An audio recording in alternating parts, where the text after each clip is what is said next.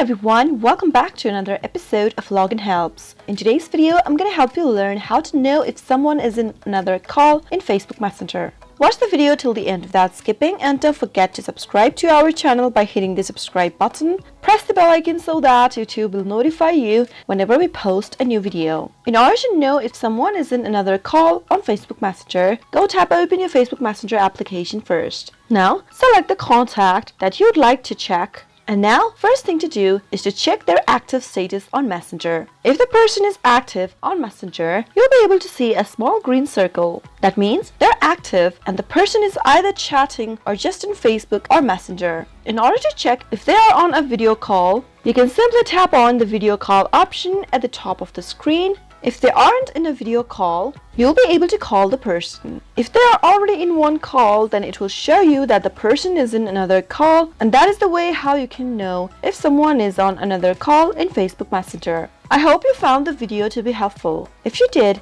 go ahead and give it a thumbs up. Feel free to comment down in the comment box if you have a question or a feedback for us. I'll soon be back with more tutorial episodes. Goodbye till then.